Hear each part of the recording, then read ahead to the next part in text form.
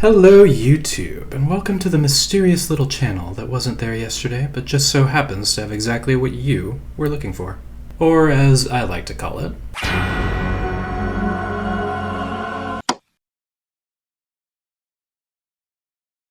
let me break down the type of content you can expect to see on your feed if you graciously decide to smash the subscribe button. Horror has been my favorite genre of media since middle school. I intend for a large part of the channel to be reviews and recommendations of horror movies, TV, books, games, and more, both new and old.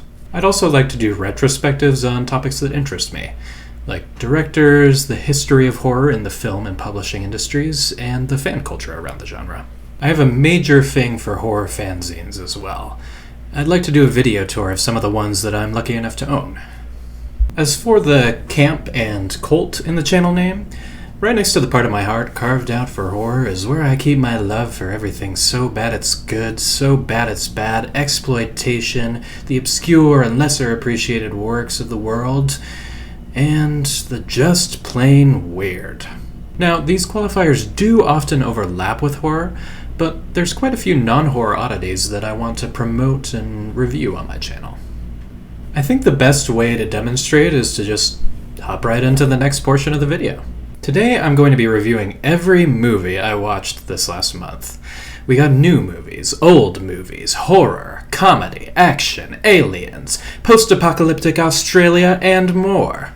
I'll be keeping it spoiler-free as much as possible, except for the movies that I'm not even recommending you watch anyways. If I do have to put spoilers, I'll let you know beforehand and put it in the chapter titles. Make sure you stay tuned to the very end for a little shriek preview of the next video I'm making. Terrible puns.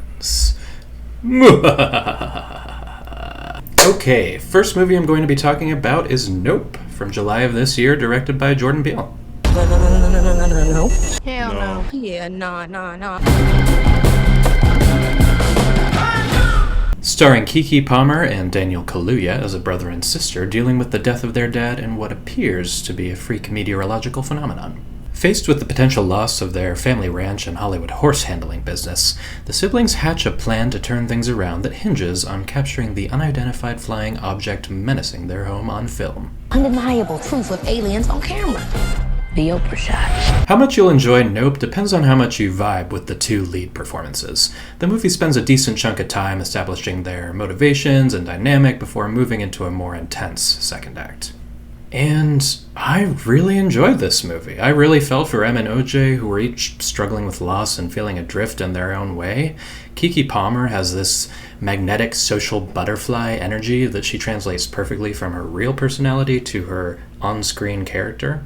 Above all, they're easy to root for because they drive the plot forward with rational decisions. So much of horror revolves around characters putting themselves in terrible situations because of ignorance, short-sightedness, or just plain denial. So, I appreciate it when protagonists are actually competent and try to fight back. That's why I like A Nightmare on Elm Street, the Scream series, It Follows, and so on. The horror scenes in Nope were by far my favorite parts of the movie. There were 3 or 4 scenes almost in a row around the middle of the movie that just had me gripping my seat in the theater. Super scary and unsettling in a way that continues to stick with me. Which means, for me, a potential new favorite when a horror movie does that. The sound design is a particular highlight in all of them, especially the opening. If you like disturbing noises that won't get out of your brain, or silences that creep up on you slowly, then there's plenty to be found here. Similar to Jordan Peele's other movies, everything is tied together with a theme. In Nope's case, he's talked about it pretty extensively in interviews and promotion for the movie, but essentially it's about how the demand for entertainment and spectacle in our society leads to exploitation. It's definitely not as simple as just that, though. There's a lot to think about in this movie. It's going to benefit from a rewatch, and I'm excited to see it on streaming, hopefully soon. The one flaw for me was that the horror in the second act was so legitimately affecting that I felt a bit let down when the third part of the movie didn't have as much of that element. Still a great ending, though, especially the last 3 or 4 minutes with Em just... If by some miracle it's still playing in a theater near you, I highly recommend that you go see it. The next new movie I watched last month was Prey, directed by Dan Trachtenberg and starring Amber Midthunder. Whatever did this, I can kill it.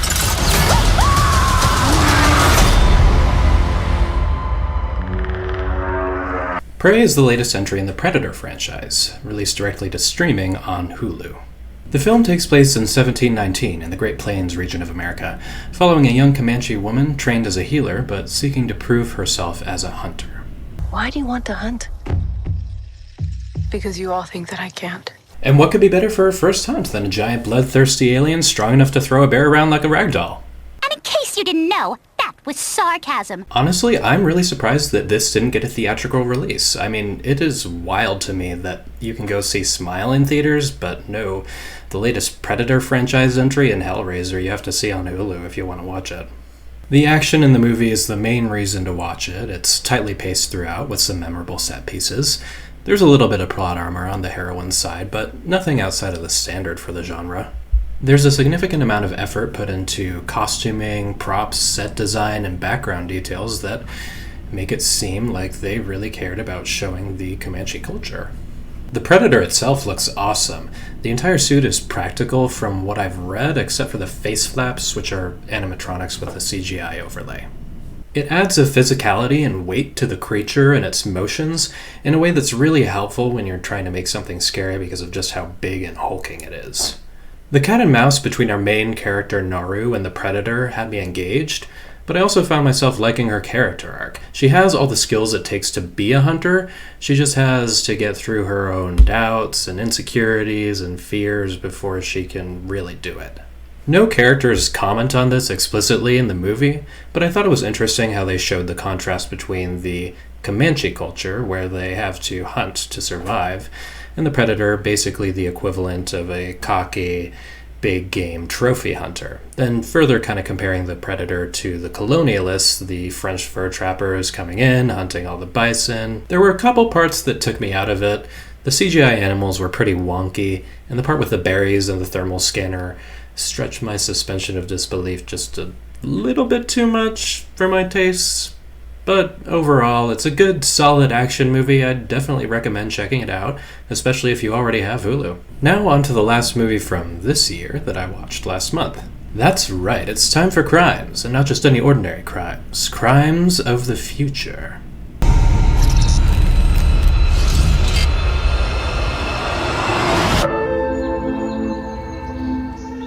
This is David Cronenberg's latest movie, and in case you haven't heard, it's his return to body horror as a subject, for the first time since 1999's Existenz. The movie is set in a bleak near future, where human evolution has, for lack of a better term, gotten a little kooky.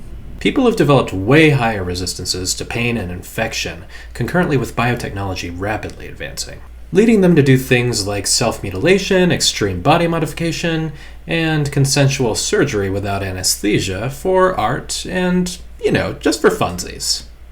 Viggo Mortensen and Lea Seydoux are our main characters, a performance artist couple whose art consists of him growing new mutant organs and her cutting them out in front of people. Throw in a conspiratorial conflict between an underground group embracing their physiological changes and a government futilely trying to slow and regulate that change, and you're off to the races, of which body horror scene makes you tap out first. The whys and hows of world building aren't what Cronenberg is interested in here. He's using the concept of human mutation and evolution as an allegory. We've screwed up society and the natural world so badly that in order to survive, we have to leave being human behind, to evolve to subsist off our own toxic waste. The characters' reactions to the breaking down of society, their bodies, and others' bodies, that's the thematic meat of the movie. Or the thematic mutated guts, I guess. There's also an interesting meta aspect to the movie where our main character is this Cronenberg-esque artist presenting his literal body horrors to the public and having to have them inspected and approved by the government. He even expresses that he's not trying to glorify the acceleration of human evolution, but instead show it as the sickness that he experiences it as.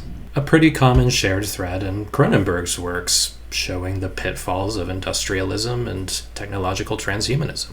Special mention to Kristen Stewart in her supporting role as an organ bureaucrat / unhinged parasocial fan of the main characters. Between this and 2016's Personal Shopper, I think that she's just really good at playing characters who make you want to go, "Hey, are you alright? You seem like you have a lot going on." I'm a bit conflicted about this movie. It was thought-provoking, disturbing in the Cronenbergian ways that I love, and full of memorable effects and set pieces. But if I were picking a movie from his filmography to recommend to a Cronenberg first-timer, or even just for myself to rewatch, there's a good 4 or 5 I would put ahead of this movie. Part of that is just because it's a very bleak movie. Child death is a major plot point, and it's shown in an unflinching, almost confrontational way to the viewer. There are also certain parts that come off confusing that I can see people not clicking with, like the setting intentionally being left vague and open-ended, or the fact that there's 2 supporting characters with a major effect on the plot whose motivations are never actually revealed. It's a good movie, but I like my favorite Cronenberg works so much that it suffers by comparison for me, being similar in themes and subject matter. Still, I definitely recommend it if you're a Cronenberg fan or a fan of body horror or biopunk dystopian sci-fi. Surgery is sex, isn't it? Is it? You know it is. Surgery is the new sex. The next movie I watched in August was 1989's Shocker from Wes Craven. No more Mr. Nice Guy! Can't use the real song 'cause of copyright! Prisoner, have any final words? Yeah. No more Mr. Nice Guy. Shocker.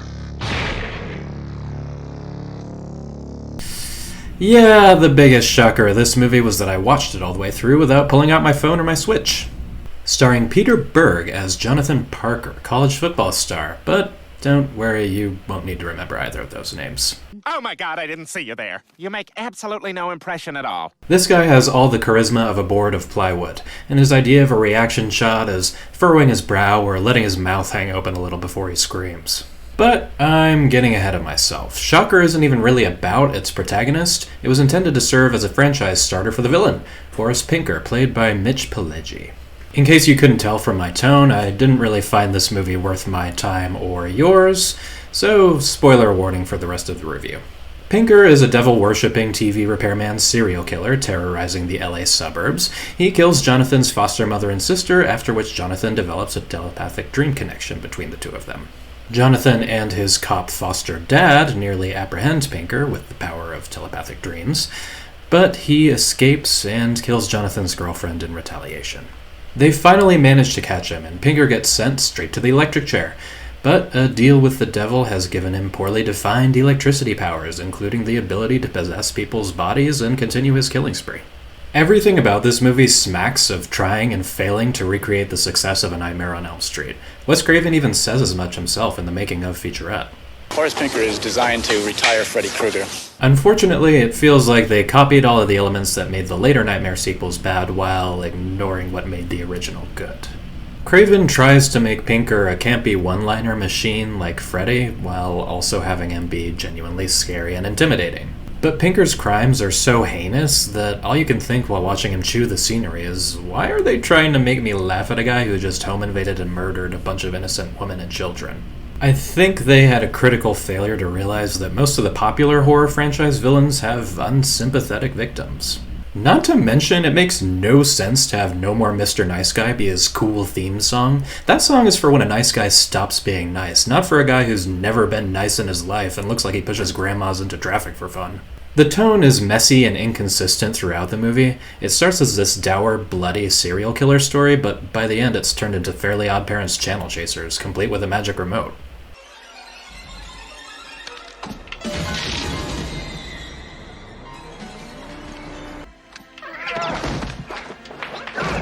My mother? My baby sister? And at 1 hour and 50 minutes total, the opening part of the movie where Pinker is still alive definitely overstays its welcome by at least 20. It shouldn't take us 40 or 50 minutes into the movie to get to the main premise you're advertising. There's few rules and little consistency to how Pinker's powers work, so everything just feels like a series of ass pulls by Craven. Special mention to the power of pure college boyfriend-girlfriend love being the only thing that can defeat the demonic serial killer. helpfully represented for us, the audience, by a heart pendant from Claire's. This would feel forced and overly sentimental for a Touched by an Angel episode, never mind a horror movie, and their relationship gets little to no screen time or characterization to justify it. I get that ripping on the movie makes it seem like it might be fun to watch in a train wreck kind of way, but take it from me, anything this movie tries to do, Nightmare on Elm Street 3 does 100 times better. It strikes the balance between horror, emotional pathos, and high-concept silliness in a way that this movie could only dream of. Pun not intended, but I'll roll with it. The best scenes in the movie are Pinker making a Faustian bargain using a TV and jumper cables, the aforementioned Fairly Odd Parents Channel Chasers portion, and when he body hops into a little girl and makes her say fuck and son of a bitch. All of those scenes are on YouTube. Go watch them if you want to, then go watch Nightmare 3 if you haven't yet. Stop the prime time, bitch! Next! And by next I mean 1986's Dead End Drive-In, directed by Brian Trenchard Smith. Back to the old drive-in you used to know and love. Only now, when the show is over, there is no way out. Dead End Drive-In. This is a pretty standard Mad Max ripoff post-apocalyptic Aussie carsploitation movie. Roving gangs of youths, society collapsing fast, etc., etc. There's two twists on the concept here. The first is that everything is set in a drive-in theater, and the second is that it's all a paper-thin metaphor for 80s Australian socio-political issues. The government has turned drive-in theaters into prison camps for unemployed youths, luring them there behind electric fences, scrapping their cars, and keeping them docile with movie showings and cheap fast food. Most of the victims of this scheme just accept their new place in life. For some of them it's an upgrade, but our protagonist is determined to fight back and escape after it happens to him and his girlfriend. The message of the movie is surprisingly still pertinent. Between learned helplessness, the distraction of popular media, and having to deal with racist nationalist sentiment, organizing oppressed people towards a common goal is difficult. It is weird from a 2022 audience perspective to have a big part of your movie be this anti-racist message, then the only person of color with a speaking role is the guy that the protagonist briefly saves from getting jumped in a bathroom. But hey, even saying racism bad is already clearing a very, very low bar for 80s movies made by white people. Unfortunately, the plot is thin and repetitive here. Most of the movie is just the protagonist searching for different car parts or trying to convince his girlfriend not to be apathetic and racist, broken up with a few passable fistfights. It's all capped off with an explosive, stunt-driving heavy finale, which I would describe as moderately worth watching the rest of the movie for. The set design is one of the few redeeming factors here. The drive-in is filled with junked cars converted into post-apocalyptic style hovels, and I was pleasantly surprised at the amount of detail for such a low-budget movie. I'd recommend it if you're into specifically post-apocalyptic B-movies, or if you just find Australian accents inherently funny like I do. But be warned, you'll probably end up using it for background noise in the lulls between action. Next up is a late period giallo, 1991's Body Puzzle, directed by Lamberto Bava, most famous in the States for being Mario Bava's son and bringing us Demons 1 and 2. Spoilers throughout, by the way. The big twist in this movie is so confusing that I think knowing it won't impact your enjoyment much. If you do decide to seek this movie out, it's probably more for the so bad it's good value in the kills than the mystery anyways. There's a homicidal maniac out there somewhere, and somehow you seem to fit into his plans. I just want to make sure he stays out there. Our protagonist is a young widow whose late piano teacher husband turned out to have a sordid double life full of drugs and bisexual affairs. When a depraved serial killer starts oh so considerately leaving his victim's severed body parts at her abode, the number one suspect is her late hubby's jealous male lover. This is mid-tier Italo trash, through and through. The dialogue is groan-worthy, the set design is stuck in the 80s, and the synths are oh so cheesy. The killer plays Night on Bald Mountain over his Walkman whenever he kills somebody, in a way that definitely doesn't get annoying by the end of the movie. Fun fact, it was originally supposed to be O Fortuna, but that composer's estate said no, presumably because they watched what the director sent them. The only reason that the plot of the movie happens at all is due to police incompetence so blatant that it boggles the mind. At one point, our leading lady shows up to her freshly ransacked apartment with police escort in tow, only for the killer to jump up, push the policeman out of the way, and just leave through the front door. The main twist in this movie is that we see the killer's face through the whole thing. He's one of the two men in a photo, ostensibly, of the late husband and his lover.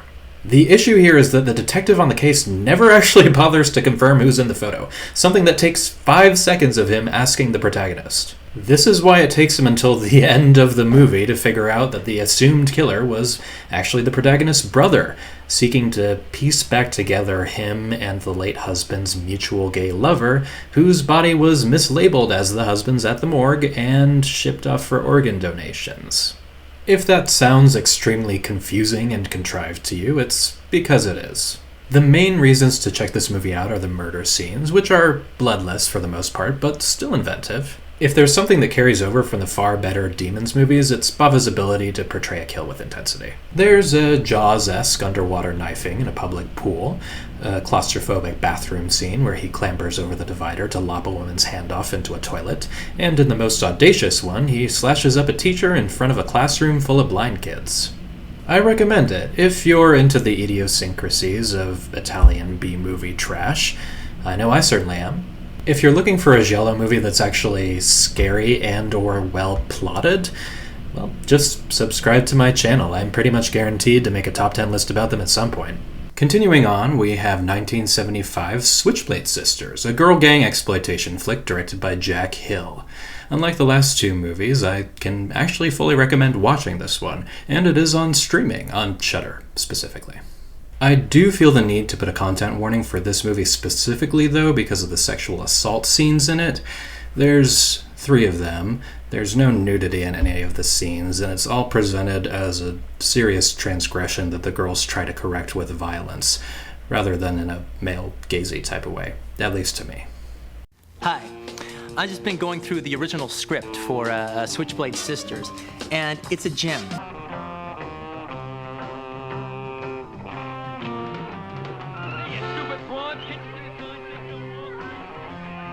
The bad bitch energy here radiates from the screen, starting with the credits sequence, featuring pink names, sound effects, and a funky little number called Black-Hearted Woman. Black-hearted woman, when did he ever bring you home? Following this, we're introduced to the main subjects of the movie, Girl Gang the Dagger Debs, in a badass scene where they slowly fill up an elevator to mug a sleazy collections agent at knife point. The Debs go out for burgers with their male counterparts, the Silver Daggers, to celebrate, but unfortunately they pick the main character, Maggie, to try to muscle out of her seat. She flips her jacket onto L. Driver Jr.'s knife, blows pepper into her one good eye, and whips out her bolo belt and whacks it around her knee to effectively incapacitate her. From there, the girls all get arrested together, and despite her having just infringed on their turf, the Debs save Maggie from a predatory juvie guard with a prison riot. The movie turns into a making it in the gang plotline for Maggie after this point, but things turn ugly and complicated when Dominic, head of the Silver Daggers and head Deb Lace's boyfriend, forces himself on her. I'm used to 70s exploitation being a lot of talk and filler and little action, but this is one of the few true standouts of the genre that keeps an exciting pace all the way through.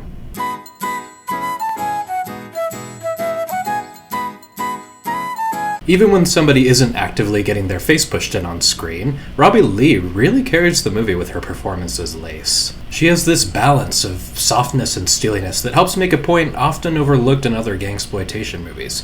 Kids generally don't join gangs just because they like doing crime, they do it because there's nobody else willing to protect them. Her descent from a cruel but capable gang leader with good intentions to someone consumed by jealousy, paranoia, and rage is the best part of the movie.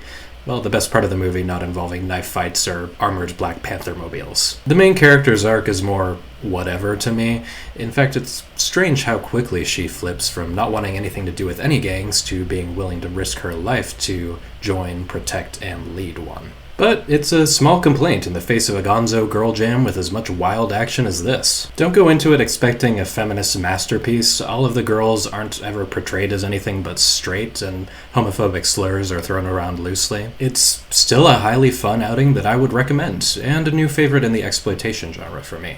Interesting fact about this movie, according to the director, it was loosely based on Shakespeare's Othello, of all things. proving once again that the Bard's works are the gift that keeps on giving. Why did I choose to review so many movies? Because God told me to. it's God Told Me To, both an excellent excuse when asked why you ate the last of the ice cream and a 1976 movie from Larry Cohen. You may be familiar with him from his 1985 movie, The Stuff, a horror comedy about malevolent frozen yogurt. And this movie gets just as weird as that, but in an entirely different way. Mass shootings and murders have broken out in New York City, with all of the perpetrators sharing an eerie commonality. Despite not showing any signs of organization between each other and seeming like normal people before they snap, all they can answer when asked why they did it is, you guessed it, God told me to. And the hard-boiled Catholic detective trying desperately to crack the case ends up having a more personal connection to it than he realizes. There's effectively no way to review this movie without spoiling a huge reveal, so I'm just not going to. You're gonna have to take me for my word when I say it is 100% worth going into this movie unspoiled. Suffice it to say, there is a point where this movie goes from police procedural to full-blown speculative fiction.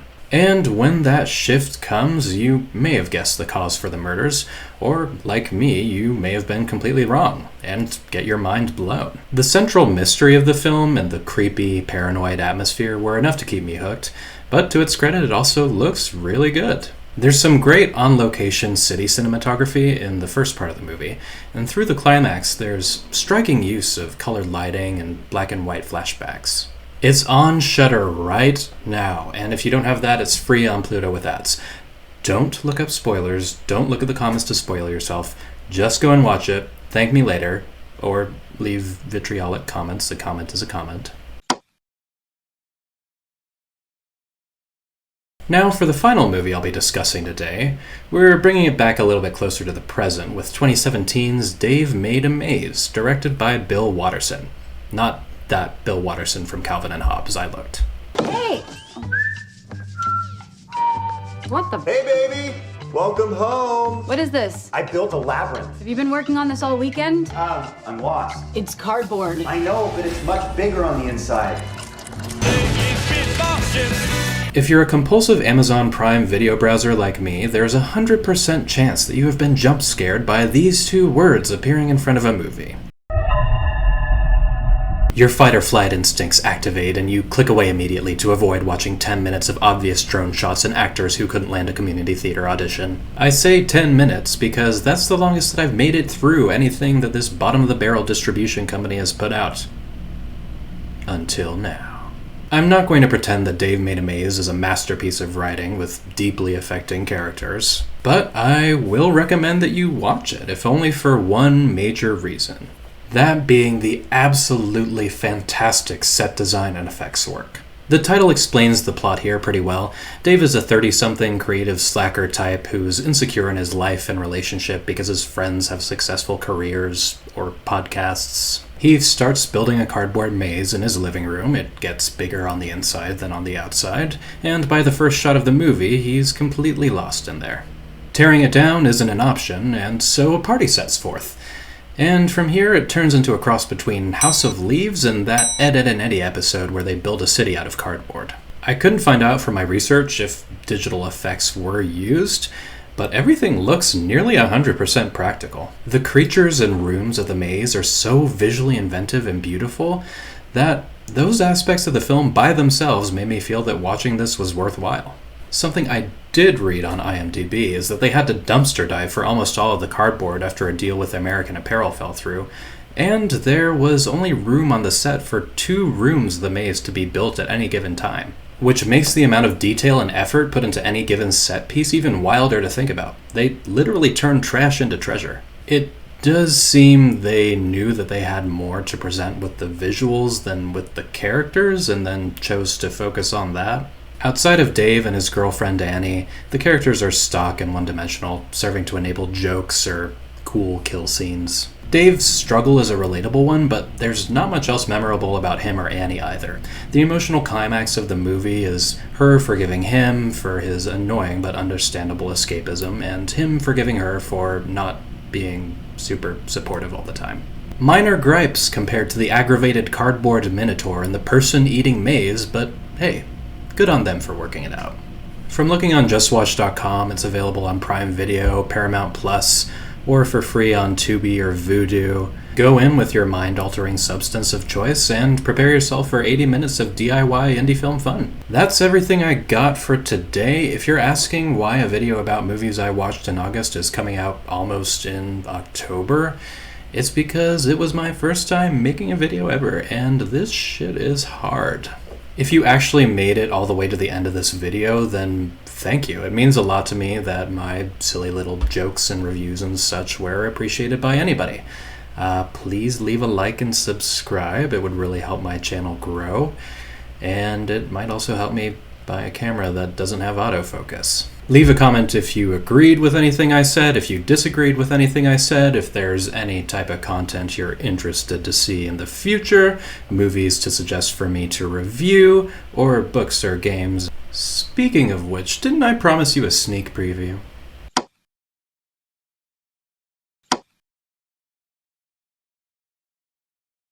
Until next time, good night, stay freaky, and give your pet a little kissy on the forehead for me.